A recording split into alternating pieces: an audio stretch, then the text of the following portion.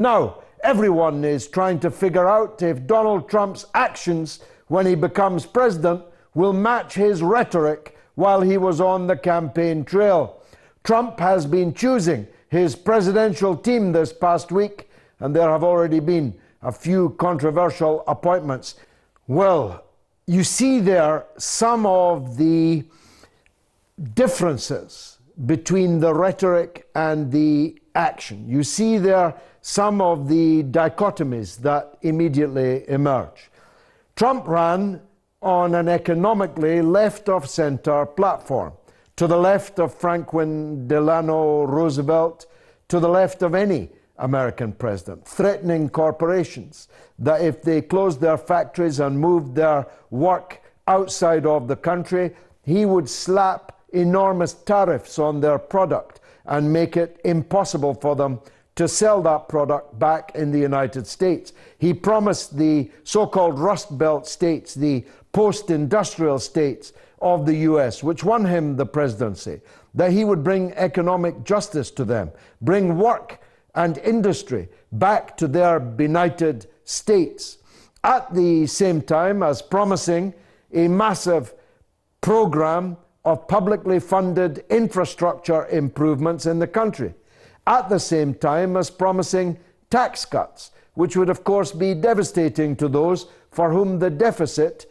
is that which must be worshipped, as well as telling 60 Minutes that he wanted to bring the country together.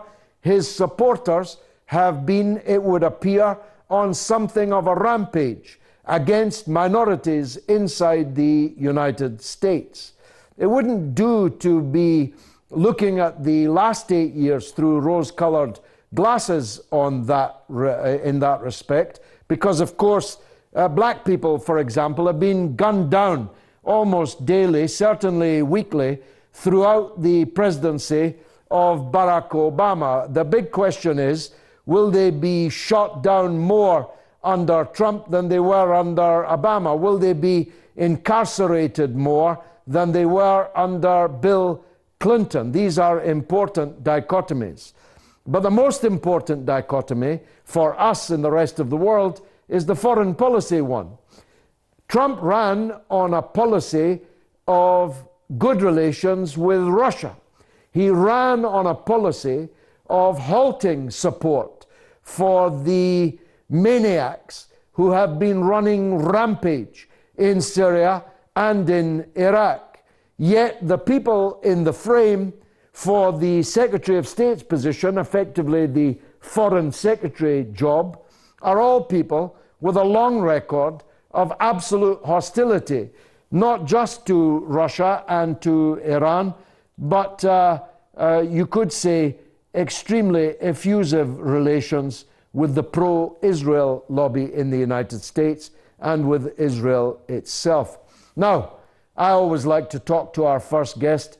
His name is Eric Dreister, and he's the host of Counterpunch Radio in New York. And who better to turn to get an early take on how things are developing than Eric. Welcome, Eric.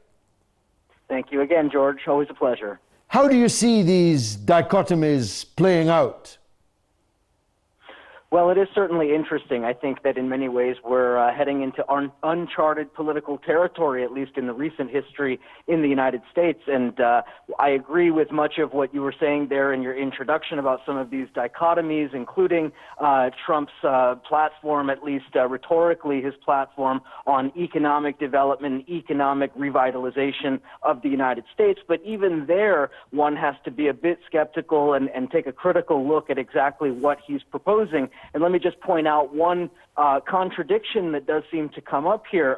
While he seems to talk about a massive public works program, a massive infrastructure development program, which obviously recalls the history of Franklin Roosevelt. At the same time, unlike Franklin Roosevelt, Trump seems to be pushing the idea that private companies and private contractors would be the ones that would be winning these government contracts to build this infrastructure. And what kind of labor do you think the private contractors depend on in order to lower wages, in order to effectively raise their profit margins. It is the migrant labor. It is oftentimes so-called illegal migrants, those same people that Trump has targeted and scapegoated. So there is an inherent contradiction between his economic program and what he says he's on record saying he's going to do versus his so-called social programs and law enforcement programs and otherwise. So I think that we need to certainly raise an eyebrow, if not two eyebrows, when we think about Donald Trump and what exactly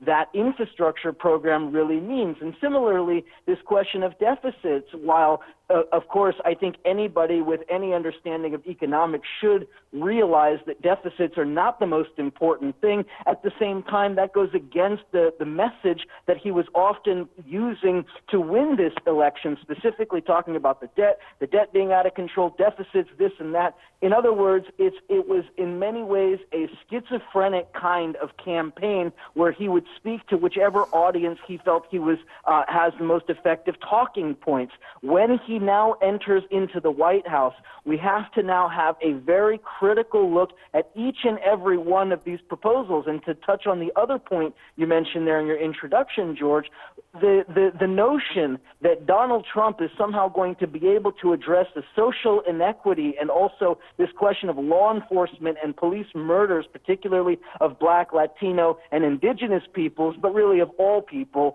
this is also quite laughable. We should, people around the world should understand, I can speaking from my own experience here in the United States, in New York, but outside of New York City as well, Donald Trump has massive grassroots support from the rank and file of the police. They feel emboldened. They feel that the Black Lives Matter organization and Black Lives Matter movement is a terrorist organization. And under Donald Trump's presidency, they will be targeted. And you can expect an uptick in violence against activists, in violence against people of color, in violence against immigrants. And the idea that Donald Trump is going to go on 60 Minutes and tell his supporters to stop it, this is, of course, ridiculous because this is far beyond Donald Trump.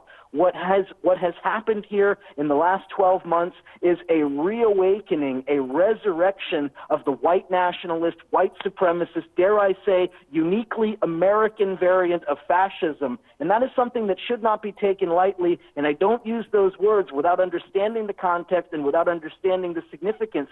We are on the precipice of a very significant social and cultural change in the United States. And while people want to highlight the benefits in terms of foreign policy and in terms of economics, I think they are at their peril overlooking the costs. Eric, those of us who are believers believe that there's a good angel on one shoulder and a bad angel on the others. I won't ask you to endorse that idea, but if you can imagine it, which will win out, particularly on the foreign policy issue? I mean, if he appoints John Bolton as the Secretary of State, how can he possibly have good relations with Russia and perform a U-turn in terms of the US's role in places like Syria?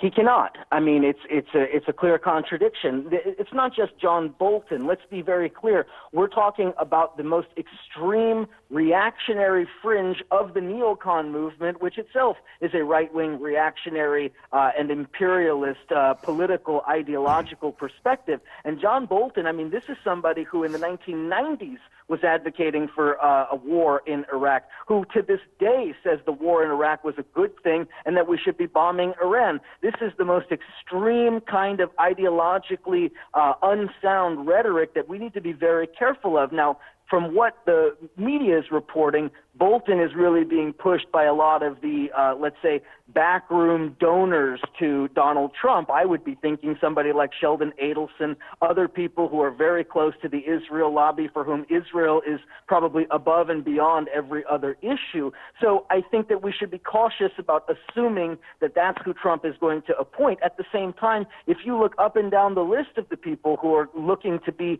in Donald Trump's cabinet, this then becomes, and this is, I think, objective reality, the most extreme reactionary right-wing government that the United States has maybe ever had, certainly in recent memory, far more extreme and far more reactionary than the Bush administration, if that can be believed.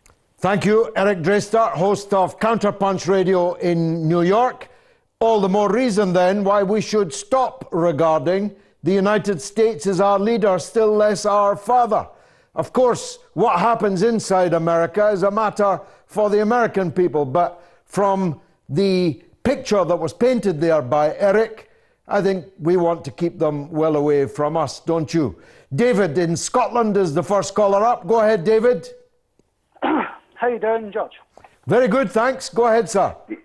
Well, you do know that the mother of Donald Trump is from a Gaelic-speaking area of Scotland. Indeed you know so. That? Indeed, we bear some responsibility for him, David. And you do know what Donald means in English? Donald is a Gaelic word for world domination. Really? Donald. Well, yes, I've learned something if that's true. Go ahead, David. And I think it's an overreaction. Right? In America, as you know, the power comes from the bottom up. Right? America is so democratic. It's not a kingdom, and Donald Trump is not going to be a king. Right? There's so many layers of government, and there's so many separation of powers. Right? For example, this Mexican wall. Do you think there's going to be a Mexican wall? I don't know, and neither does he anymore. He said it'll be a fence. He said it'll be a picket fence that they'll paint white, I suppose. At the end of the day, he has to ask permission of states. Donald Trump just can't say it to those states. By the way, I'm building a wall. I'm the president. I'm building a wall. America doesn't work that way. Those states can say, no, you're not building a wall. And that's it. Stopped. That's it. Ended. There is actually already a wall and a fence there. Every country has the right to control its borders and decide who can come in and who needs to go out. Otherwise, you're not a state if you can't make such a decision. I want to build a wall against the United States coming here or going there, anywhere in the world. David, thanks. And I'm going to look up the